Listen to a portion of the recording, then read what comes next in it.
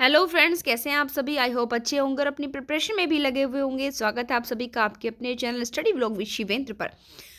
लो भाई, अभी तक तो हम लोग पढ़ते थे हिंदू सक्सेशन एक्ट 1956 का सेक्शन 6 की बेटी भी को उपासना होगी। हाल फिलहाल ऑनरेबल सुप्रीम कोर्ट ने फिर एक महत्वपूर्ण डिसीजन दिया है कि पिता की कमाई पर बेटियों का भी हक होगा। बेटा नहीं है तो बेटियां बनेंगी संपत्ति की वारिस। आखिर देखिए, जान लीजिए नियमों को, कौन कौन से नियम है।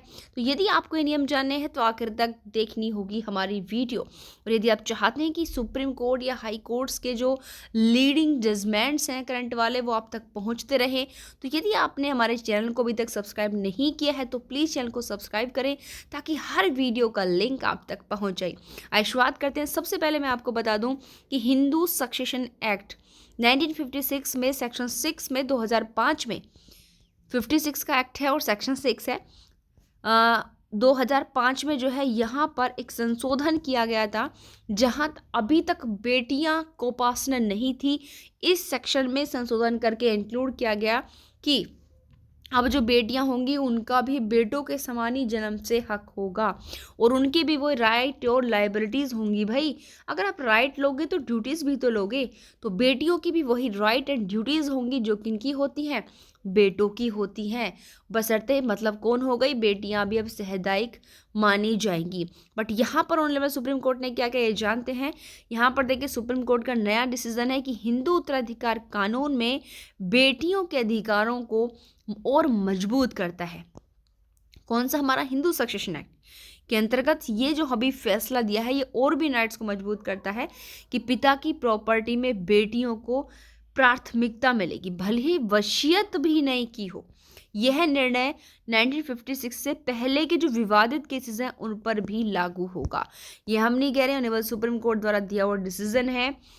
भारत के सुप्रीम कोर्ट ने एक ऐतिहासिक डिसीजन में उनके पिता की संपत्ति में वरीयता देने का प्रावधान किया और यह फैसला तब लागू होगा, ये बात भी जान लीजिए, यह फैसला तभी लागू होगा जब पिता ने अपनी कोई विल नहीं बनाई है। क्योंकि आप भी जानते हैं कि हिंदू सक्सेशन एक्ट 1956 तभी अप्लाई होता है जब कोई व्यक्ति निर्वसियती मर जाता है, इंटेस्टेट मर जाता है, जिसने अपनी वसीयत नहीं की है। यहाँ पर इस फैसले में भी सुप्रीम कोर्ट ने सीधा कहा है कि जब पिता ने अपनी संपत्ति के संबंध में वसीयत नहीं की हो।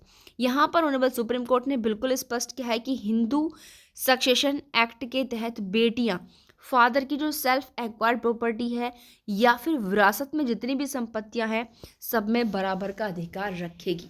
ठीक है, अभी आप क्या देख रहे हैं, अब तक क्या था, सेल्फ एक्वायर्ड प्रॉपर्टी में नहीं, बट यहाँ पर आप देख रहे हैं कि सेल्फ एक्वायर्ड प्रॉपर्टी में भी और विरासत में भी प्राप्त संपत्तियों में क्या है, बराबर अधिकार है जो रखने वाली है।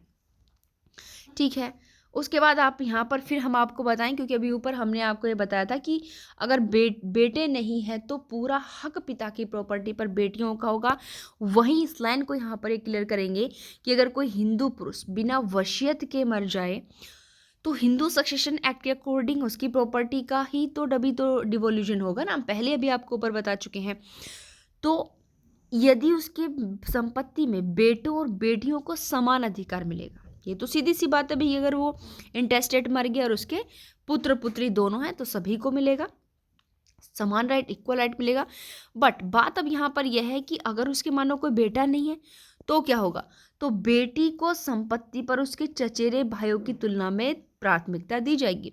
क्योंकि अगर हिंदू सक्सेशन एक्ट का आप शेड्यूल में क्लास फर्स्ट के एयर्स देखें तो सिंपल सी बात है, उसकी मदर उसमें इंक्लूड है, उसकी विडो उसमें इंक्लूड है और बेटा और बेटी। भाई अगर बेटा नहीं है तो फिर बेटी को मिलेगी ना, इन दोनों को मिलेगी। वहाँ पर जो ये चचेरे वगैरह ये जो पर्सन आ रहे हैं ये क्लास 2 के ईयर्स में आ रहे हैं। तो सीधी सी बात, अगर ये कोई भी नहीं है, मानो उसकी बेटी है तो संपत्ति उसकी बेटी को ही जाएगी। यानी कि यहाँ पर क्योंकि क्लास फर्स्ट के एयर्स को क्लास 2 के एयर्स पर क्या दी जाएगी, प्राथमिकता दी जाएगी। सेक्शन 9 इसी चीज़ को कहता है। ठीक है, और सेक्शन 8 भी अगर आप हिंदू सक्सेशन एक्ट का देखेंगे, यह फैसला हिंदू उत्तराधिकार कानून के मूल उद्देश्यों को सुदृढ़ करता है, जिसमें बेटियों को भी परिवार के बराबर का सदस्य मानने की जो अवधारणा है उस पर जोर दिया गया है। ठीक है, क्योंकि आप जानते हैं कि हमारे यहाँ पर जो प्रॉपर्टी के डिवोल्यूशन की दो पद्धतियाँ होती हैं, एक तो मिताक्षरा है, एक दायभागा है। और दायभाग जो है वो केवल मद्रास और बंगाल जैसे इलाकों पर लागू होती है, बाकी हुल ओवर इंडिया में इन जगहों को छोड़कर जो मिताक्षरा लागू होती है। ठीक है, तो यहाँ पर देखिए आप जब सेक्शन 6 वगैरह पढ़ेंगे तो वहाँ पर भी आप यही चीज़ें क्लियर देखेंगे कि मिताक्षरा जो है उसके कोपासनर्स के अकॉर्डिंग, तो मिताक्षरा और दैभाग जैसी जो हमारी प्राचीन हिंदू लॉज हैं उनकी व्यवस्थाओं को ध्यान में रखते हुए यह सुनिश्चित किया है कि संपत्ति का जो उत्तराधिकार है बेटी और बेटी दोनों को इक्वल फॉर्म में दिया जाएगा। यह फैसला हिंदू परिवारों में कोपासनरी और सर्वाइवरशिप जैसी अवधारणा को पीछे छोड़ता है, जो कि पुत्रों को प्राथमिकता देती थी, क्योंकि अब बेटी भी कोपासनर है। अगर हम एक तरीके से कहें तो यहाँ पर अब प्रेजेंट टाइम में जो हमारा डिवोल्यूशन होता है प्रॉपर्टी का उस व्यक्ति की डेथ के बाद, वो सक्सेशन के थ्रू होता है, सर्वाइवर थ्रू शिप के थ्रू नहीं होता। ठीक है, नेक्स्ट वही बात अभी जो हम ऊपर बताए थे कि यहाँ पर ये चीज़ें हम लोग पढ़ चुके हैं, मतलब वही चीज़ें सेम है। ठीक है, कि अगर मृतक के पुत्र नहीं है तो संपत्ति पर किसका हक होगा, उसके चचेरे भाइयों की तुलना में सबसे, यानी कि सबसे पहले, क्योंकि ये लोग जो हैं ये क्लास 2 की ईयर्स की कैटेगरी में आ रहे हैं। तो यहाँ पर भी मैंने आपको बताया था कि सेक्शन 8 अगर 9 का हम रेफरेंस देखें तो यहाँ पर क्लास 2 के ईयर्स से पहले प्राथमिकता फर्स्ट को दी जाएगी, और फर्स्ट में ये जो पुत्री आ रही है तो पुत्री को यहाँ पर प्राथमिकता जो है दी जानी है। ठीक है, नेक्स्ट दूसरी बात आती है कि अगर प्रॉपर्टी जो है किसी महिला की है, महिला का संपत्ति पर भी जो है कोर्ट ने महत्वपूर्ण आदेश दिया है। ऐसा नहीं कि केवल पुरुषों की प्रॉपर्टी के संबंध में दिया है, यहाँ पर यह भी बात की अगर कोई महिला है उसकी प्रॉपर्टी है, अब वो अगर निर्वसति मर जाती है महिला तो उसकी प्रॉपर्टी के जो सोर्सेज है उनका डिवोल्यूशन कैसे होगा, तो माता पिता से अगर उस महिला को प्रॉपर्टी प्राप्त है तो उनके माता पिता के उत्तराधिकारियों को ही चली जाएगी, जबकि अगर उसे ससुराल से मिली हुई संपत्ति है तो उसके पति के एयर्स को जाएगी। यह फैसला महिलाओं के संपत्ति अधिकार को क्लियर करता है और उनके जीवन की परिसीमा से परे विस्तार देता है, क्योंकि हिंदू सक्सेशन एक्ट का सेक्शन अगर 14 से 16 तक आप देखेंगे तो वहाँ पर जो है महिलाओं के क्रम के संबंध में ही बात की गई है। ठीक है, आप वहाँ पर देखेंगे तो यही क्रम बताया गया है, और वहीं पर आप ये स्पष्ट किया गया है बिल्कुल कि अगर मानो महिला है वो इंटेस्टेट मर गई है तो उसकी प्रॉपर्टी भाई, यानी कि अगर मैं आपको बताऊं सेक्शन 15 आप हिंदू सक्सेशन एक्ट का खोल कर देखें, वहाँ पर आपको क्लियर यही चीज़ें लिखी हुई मिलेंगी कि भाई अगर प्रॉपर्टी जो है उस महिला की डेथ हो गई इंटेस्टेट, अगर प्रॉपर्टी उसके मायके पक्ष से मिली हुई है, माता पिता से मिली हुई है, तो उसकी सबसे पहली बात उसके चिल्ड्रंस को जाएगी। बट अगर उसके बच्चे नहीं है तो प्रॉपर्टी वापस उसके माता पिता के वारिसों को चली जाएगी, उत्तराधिकारियों को। और अगर प्रॉपर्टी उसके हस्बैंड से मिली हुई है या ससुर से मिली हुई है तो अगर उसके बच्चे, तो फर्स्ट प्रायोरिटी इनको दी जाएगी, पति को दी जाएगी।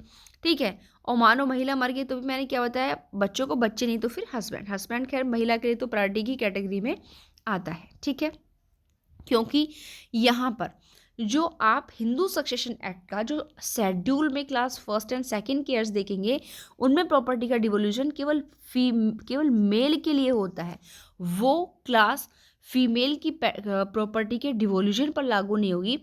जो फीमेल की प्रॉपर्टी का डिवोल्यूशन है, बंटवारा है, न्यायगमन है, उसकी मृत्यु के बाद अगर वो बिना वसीयत के मर जाती है तो सेक्शन 15 में जो एयर्स दे रखे हैं उनको होगी, ये बात ध्यान रखिएगा। क्लास 1 एंड 2 में जो है वो केवल पुरुषों के लिए यूज़ किया गया है, महिलाओं के लिए सेक्शन 15 यूज़ किया गया है। यहाँ तक आप लोग समझ गए हैं। आइए देखते हैं कि इसका कानूनी प्रभाव क्या है। इस फैसले का इफेक्ट न केवल प्रॉपर्टी के बंटवारे तक ही सीमित है, बल्कि यह बेटी और महिलाओं की सामाजिक स्थिति को भी दृढ़ करता है, क्योंकि मेनली यहाँ ये मैटर यही निकल कर सामने आए कि अगर मानो किसी के बेटा नहीं है तो क्या वो प्रॉपर्टी उसके जो मतलब भाई के बच्चे हैं, भाई के लड़के हैं, उनको चली जाएगी, लड़कों को जानी ज़रूरी है, या फिर उसको बेटी को ही जाएगी। तो यहाँ पर इसलिए कहा गया कि भाई अगर उसके बेटा नहीं है तो उसकी प्रॉपर्टी उसकी बेटी को जाएगी, उसकी डॉटर को जाएगी। या लड़के के चक्कर में वो व्यक्ति अपने जो ब्रदर है उसके बच्चों को, यानी कि इसके जो चचेरे भाई हो गए, उनको वो संपत्ति नहीं देगा। ठीक है, तो ऐसा किस लिए क्या किया गया है, महिलाओं की स्थिति को मजबूत करने के लिए किया गया है। और साथ साथ आप लोग जैसा जानते हैं हमारे हिंदू लॉ के अकॉर्डिंग जितने भी हमारे एक्ट आए हैं उन सभी में यही डिसाइड किया गया कि हिंदू शब्द के अंतर्गत बौद्ध, जैन और सिख समुदाय आते हैं। तो यह जो सुप्रीम कोर्ट ने जो ये डिसीजन दिया है, ये हिंदू, के अंतर्गत आने वाले बौद्ध, जैन और सिख सभी समुदायों पर लागू होगा। जबकि आप लोग जानते हैं कि मुस्लिम, ईसाई, पारसी और यहूदी समुदाय को इससे बाहर रखा गया है। क्यों? क्योंकि हिंदू की कैटेगरी में काउंट नहीं होते हैं, और यदि ये हिंदू की कैटेगरी में काउंट नहीं है तो इन पर हिंदू लॉ का कोई भी प्रोविजन अप्लाई नहीं होगा, ना ही यहाँ पर सुप्रीम कोर्ट का डिसीजन होगा, क्योंकि यह डिसीजन जो है हिंदू सक्सेशन एक्ट के अकॉर्डिंग जो है दिया गया है। तो आई होप आप लोग समझ गए होंगे कि हर जो फादर की प्रॉपर्टी, चाहे वो सेल्फ एक्वायर्ड हो, चाहे वो एंसेस्ट्रल हो, बेटी उस पर हकदार होगी ही होगी यदि पिता बिना वसीयत के उसकी डेथ हो जाती है। तो आई होप यह वीडियो आप सभी को पसंद आया होगा। अगर वीडियो पसंद आया हो तो प्लीज़ इसे शेयर करना बिल्कुल ना भूलें, साथ ही साथ वीडियो पर लाइक और कमेंट ज़रूर करें। Thank you.